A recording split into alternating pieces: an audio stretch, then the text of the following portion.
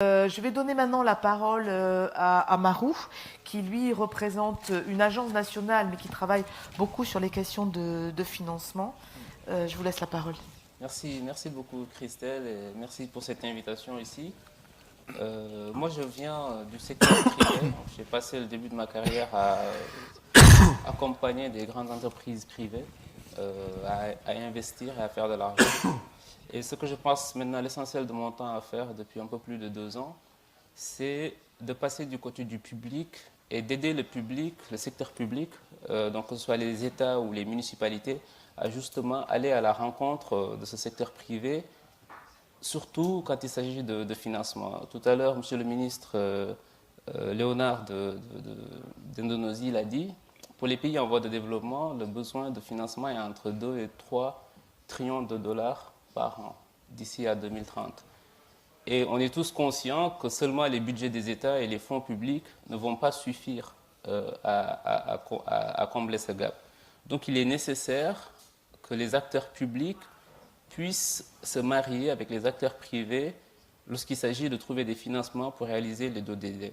Et donc c'est ce qu'on appelle aujourd'hui communément le financement mixte ou le blended finance.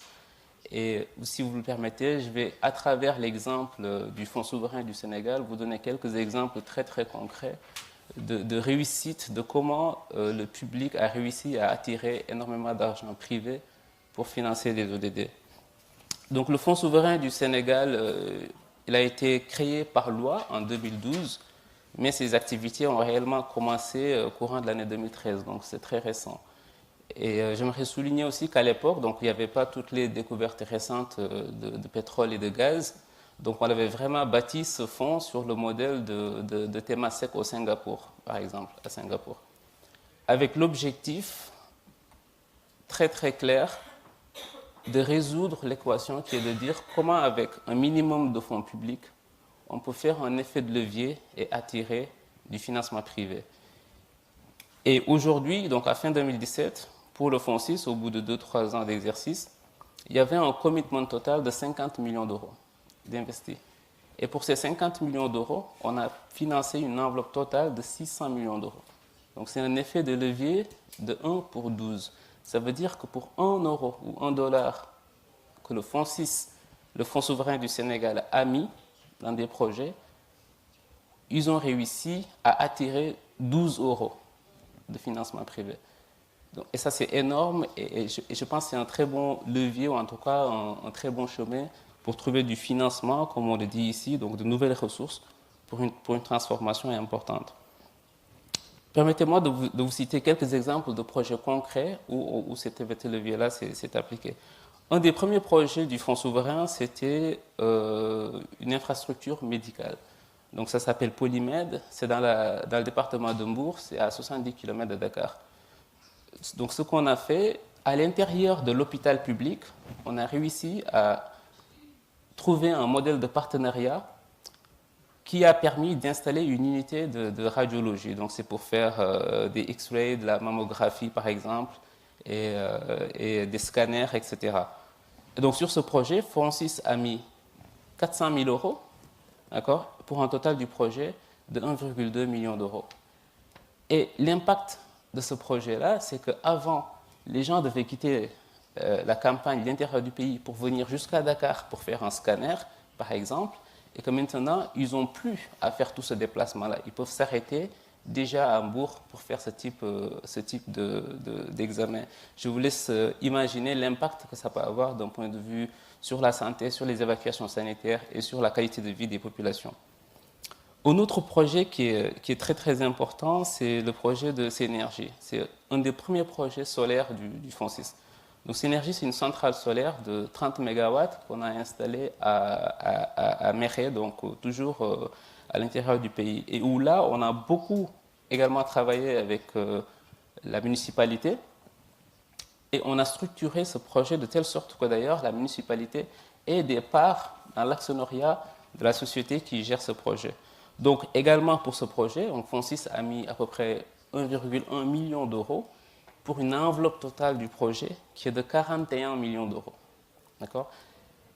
Et ce type de choses, on est capable de le faire parce que FONSIS a un agenda stratégique qui est très très clair. J'espère que je pourrai y revenir tout à l'heure, mais c'est très très important pour les États et pour les collectivités territoriales, donc les municipalités, d'avoir vraiment cette réflexion stratégique et un agenda stratégique très très clair de ce qu'ils veulent faire et de comment ils comptent le faire. Parce que le secteur privé a besoin de cette clarté pour pouvoir s'insérer dans ce type de dispositif. Et enfin, pour être encore beaucoup plus concret et rejoindre le sujet sur la localisation, il y a cette commune qui s'appelle Sandiara, qui est à peu près 100 km de Dakar, donc on est vraiment dans les petites communes à l'intérieur du Sénégal, où également le maire est très visionnaire et a vraiment embrassé cette notion de financement mixte pour financer les ODD dans sa commune. Donc ce qu'il a fait, c'est qu'il a développé un plan stratégique très très clair, donc avec une vraie réflexion stratégique, structuré autour de 12 projets. Très simple, 12 projets qu'il se donne de 2014 à 2025 pour réaliser. Et parmi ces projets, il y a des projets d'électrification rurale, il y a des projets d'installer une zone industrielle, il y a du social housing, donc des logements sociaux, avec des prêts qui sont étalés sur 25 ans pour les populations. Il y a de l'éducation avec des lycées professionnels, par exemple. Il y a de l'eau de qualité pour les populations. Il y a des projets d'agriculture avec 10 000 hectares à aménager. Il y a des hôpitaux, des marchés et des stades. Alors, en quoi cet exemple est très important? Parce que, à mon avis, donc, primement, le maire a pris ce temps-là de savoir qu'est-ce qu'il a comme actif dans sa commune. Qu'est-ce qu'il peut mettre en valeur? De quoi il peut se réclamer légitimement? Une fois qu'il a fait cette réflexion-là, il a structuré aussi ce qu'il veut faire autour de projets très très clairs, de 14 projets. Et surtout, ce qu'il a fait qui est très très important, c'est qu'il a commencé. Il a commencé le développement de ces projets-là. Parce qu'encore une fois, le secteur privé, très rarement, il s'intéresse à des idées de projets. Ce qui l'intéresse, c'est des vrais projets qui sont bancables, qui sont déjà déblayés et dans lesquels il peut venir s'insérer pour mettre de l'argent. Donc je suis très d'accord avec la première thématique qui est de dire que finalement, ce n'est pas tellement une question d'argent, mais une question d'accès. Mais quand on dit d'accès, je pense que c'est très important de savoir que c'est le rôle des États et des collectivités locales de rendre les projets accessibles pour le secteur privé. Et il y a des moyens de faire ça. Et au Sénégal, on le réussit avec l'aide de l'État, donc via le fonds souverain qui appartient à l'État, mais aussi des maires visionnaires arrivent à le réussir au niveau très local dans leur commune.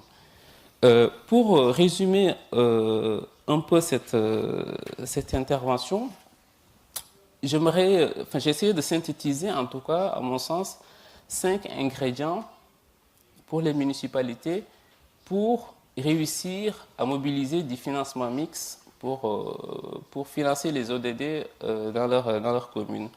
À mon avis, la première chose qui est très importante, c'est l'alignement avec le gouvernement central.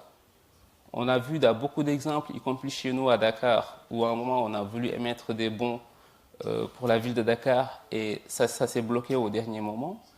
On voit ici à Sandiara un maire qui s'aligne sur le plan national du pays, qui s'appelle le plan Sénégal émergent, qui s'est aligné dessus et qui a bâti son plan en parfaite cohérence avec ce plan national-là de développement, qui reste dans les mêmes secteurs stratégiques et dans les mêmes façons de faire, qui est de faire par du mix.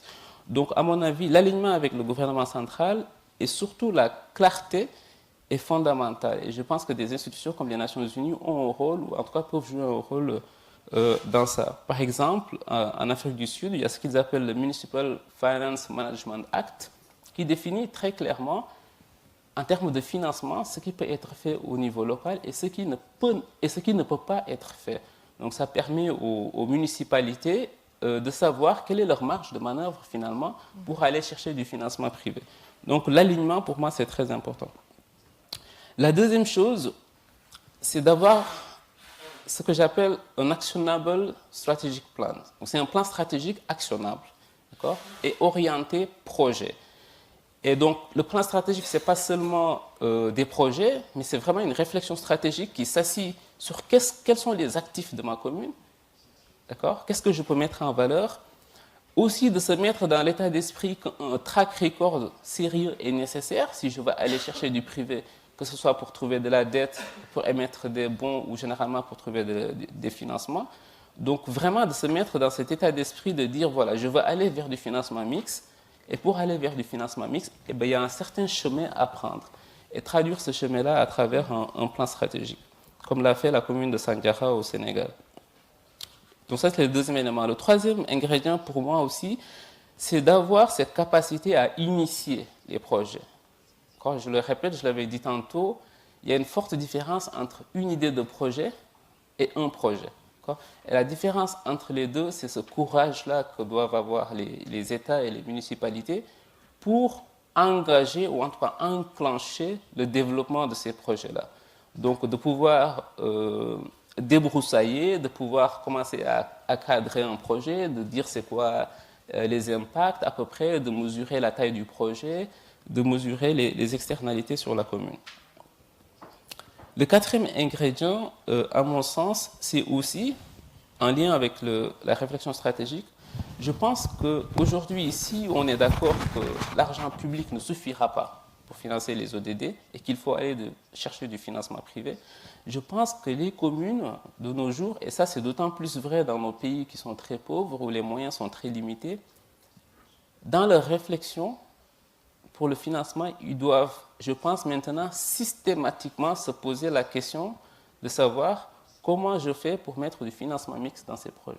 C'est-à-dire qu'ils doivent systématiquement sortir du vieux jeu où l'argent public vient et finance des projets et se dire systématiquement comment je peux faire pour faire comme au Fonds 6, au Fonds souverain du Sénégal, où le public met $1 et on va chercher $12 dans le privé.